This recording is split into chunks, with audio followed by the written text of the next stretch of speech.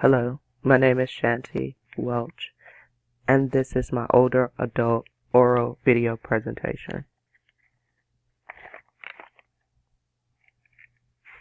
Using Erik Erikson's theory of psychosocial development, I will identify and apply the chosen developmental stages of Erik Erikson's biopsychosocial theory to the interviewee's life narrative, also exploring factors or events that may have facilitated and/or inhibited the resolution of the psychosocial crisis.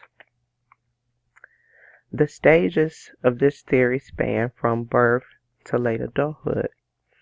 Each stage encompasses a developmental task or milestone that relates to the crisis of that phase.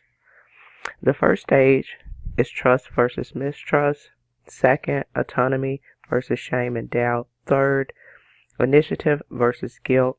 Fourth, industry versus inferiority. Fifth, identity versus identity confusion.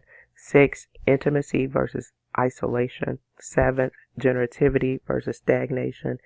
Eighth, integrity versus despair.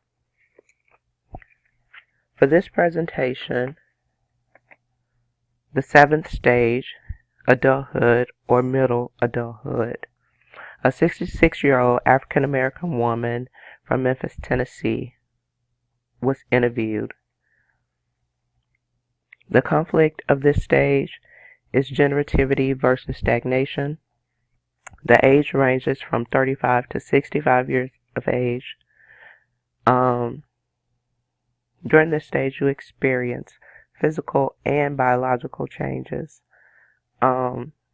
Physically and biologically, changes in vision, decreased metabolism, decreased fertility, decreased sex drive, increased weight gain, increased prevalence of chronic illness, according to Rogers, are some of the physical and biological changes that take place during this stage. Psychologically, some experience decline in memory, increased cognitive ability, and increased problem-solving skills, also according to Rogers.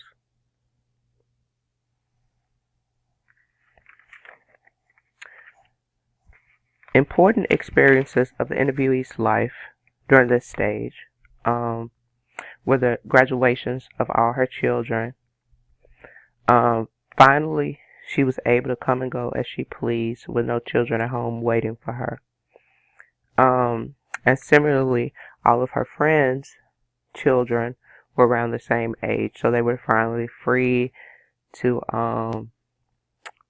do whatever they liked and travel at their leisure. Another important experience of this stage was the birth of her grandchildren, which she explained were the loves of her life. Most importantly, for this stage of development for her, she explained at 45, she finally achieved what she had wanted since she was 18 years old, and that was her degree. And she said that that was her greatest accomplishment.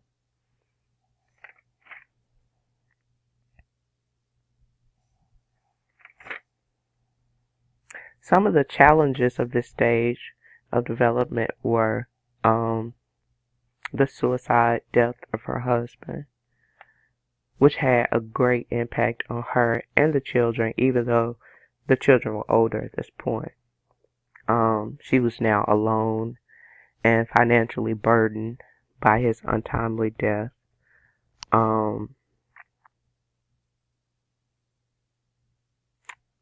Requiring her to eventually have to file bankruptcy, to alleviate some of the strain and stress of losing her husband so untimely.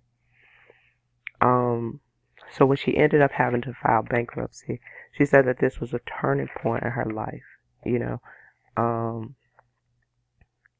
there was no one else to depend on. She had to depend on herself. So, On paper, she said, if you looked at it on paper, it wasn't enough money. But at that point, she knew that there was a higher being, um, because there was no way she could do it all on her own.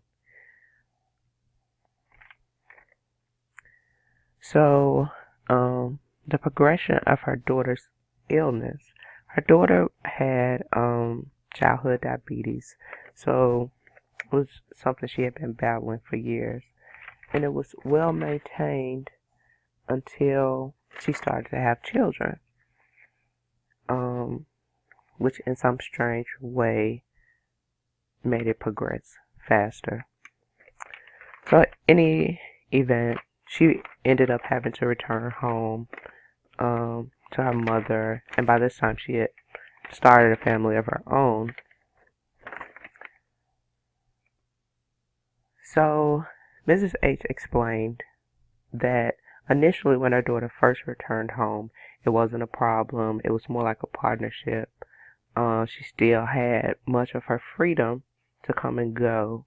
So it was just more like her daughter and the kids were living with her, not totally her responsibility. However, within 2 years of her daughter returning home, she ended up losing her sight and eventually her kidney function, requiring dialysis. And lastly, for this stage, the last challenge that we'll speak about is the grandchildren. And since moving home earlier, they had already been living with her, so they had been adjusted to being in her house and under her care. So she felt like that after the death of her daughter, that this was the best place for them. And the family agreed. The psychosocial crisis resolution, or the psychosocial crisis of this stage of development, is generativity versus stagnation.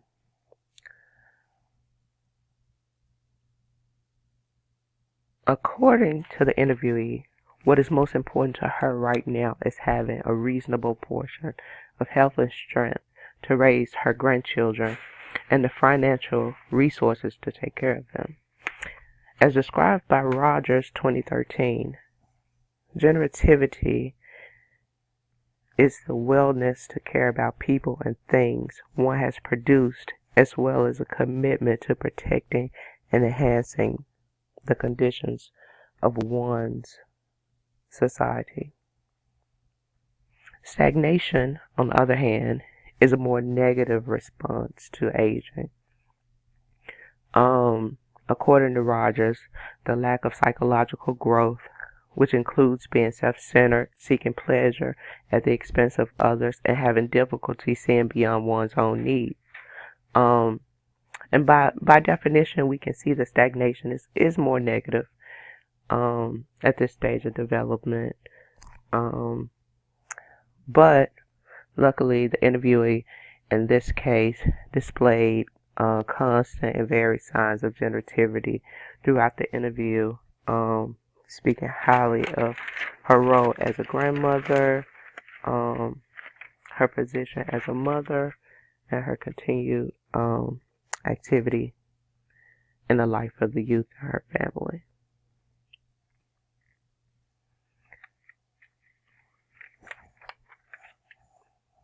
Okay.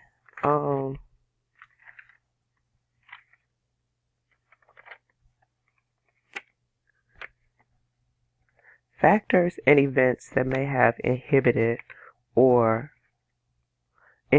the resolution of the psychosocial crisis are being born the fifth of 10 children, born to sharecroppers, which required her to begin work at 9. She explained that growing up poor, that they didn't have a lot of toys, so they shared everything, but that's why they're so close now.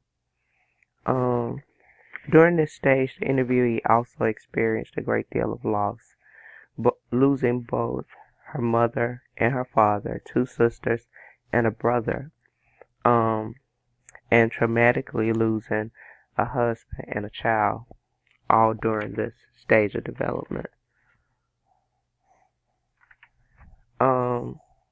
And just in case some people didn't know, sharecroppers, um, in the South after slavery, the landowners couldn't afford to buy equipment or bring people in to run the equipment to run their farms. And the slaves were left without any substance or anywhere to get jobs or skills to do anything more than work in the fields. So it was sort of like an arrangement where the sharecroppers were families who were allowed to have a piece of the property for them and their family to live on in exchange for the work. And they were able to farm and grow their own food, but the biggest product was cotton, and making sure, so whenever the cotton needed to be picked or whatever, everybody went to the fields. The children didn't go to school, you didn't go to church, everybody went to the fields to work. So that's what sharecropping is.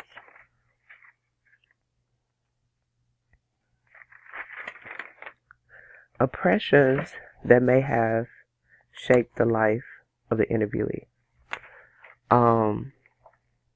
Mrs. H described her parents as being very strict, and explained that they were very sheltered as children, which has contributed now to her greatest regret of not having a chance to experience college and dorm life when she was young.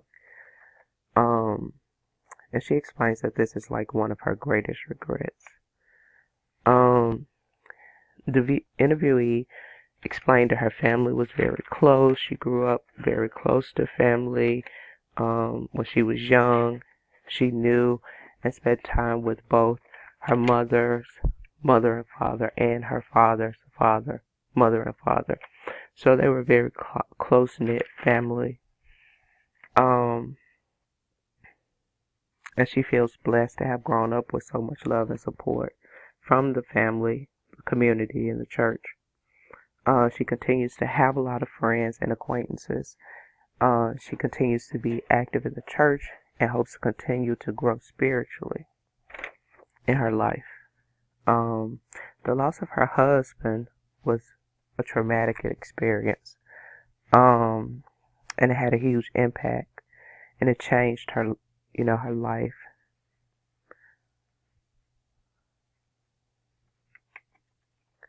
But losing her daughter was the most traumatic experience.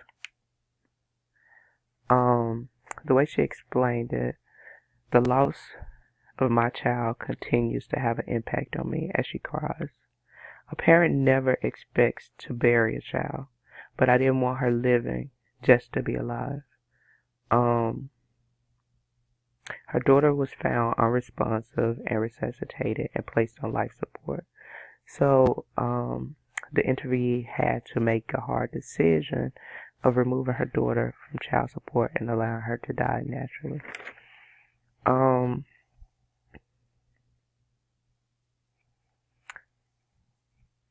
Parental bereavement at this stage of life might produce a unique alteration in daily activities, roles, routines, such as increases in grandparent care or separation from grandchildren, according to Floyd.